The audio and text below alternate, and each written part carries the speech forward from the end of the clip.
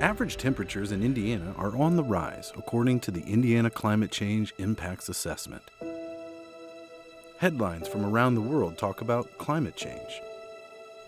But what does that mean for Hoosiers?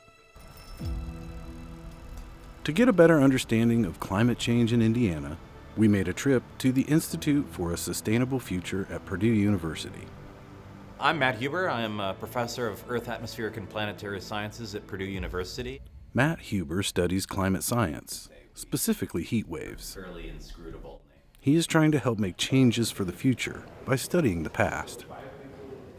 I've been working in periods all the way back 65 million years, all the way to today. Currently, our climate seems to be headed backwards in time. Climate change has happened naturally in the past, but it's been caused by changes in greenhouse gas concentration, so CO2 predominantly. We used to live in a world 55 million years ago where there wasn't an ice sheet in Antarctica, there wasn't an ice sheet in Greenland. The planet used to be much, much warmer. And over time, the carbon was drawn down, it was kind of buried in the earth. And unfortunately for us, our industrial revolution has consisted of going and finding all that buried global warming and unburying it and putting it into the atmosphere. Indiana is being affected too. Everything is connected. Something that happens far away affects everyone, and it affects people very quickly. So there's no way to escape this. There's no way to run away from it or ignore it. It'll come and find you where you live. For most of the Midwest, the notable effects caused by the heat waves are too much rain and not enough rain.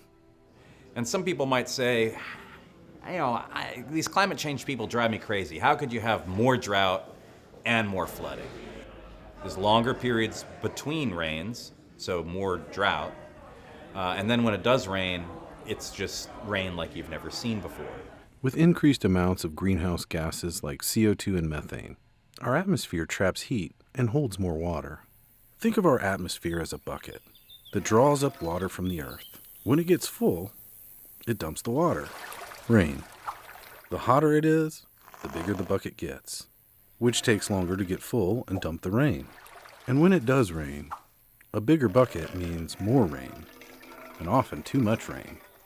While the impact of this water feast and famine is throwing off a lot of things in our environment, Hoosiers like Matt are trying to figure out what we can do to adapt. Studies involving land restoration, balancing biodiversity, and agricultural advancements lend hope to the possibility that we can change with climate change. And one of those changes is big business in Indiana.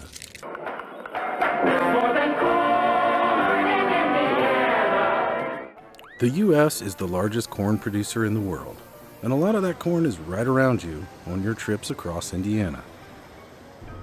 Farming was already complicated, and it's not getting easier with climate change. Farmers are very actively adapting to climate change. They've changed when they plant, they've changed when they harvest. A lot of things have changed, but I think we need more aggressive change and more systemic change. Work to make corn more resilient is one option, allowing it to grow in more diverse climates and conditions. But a more diverse growing practice may help even more. Sorry, Indiana, corn is not going to save the world. There's a lot of scientific evidence that suggests that corn will not actually do very well in a warmer climate. Most of the crops you see in Indiana don't go directly to a table.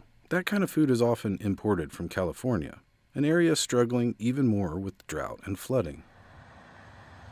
Indiana's corn and soybeans are used mostly for animal feed and long shelf-life products, part of a system that needs more work on emissions. I think we could be doing a lot better in terms of growing food for ourselves. I get very concerned with this. We are a corn state. We have to keep growing corn. We've been engaging with a number of farmers through a project we have right now called the Diverse Corn Belt, who are right there, who are hungry to be doing something different. Fields of the future could look quite a bit different.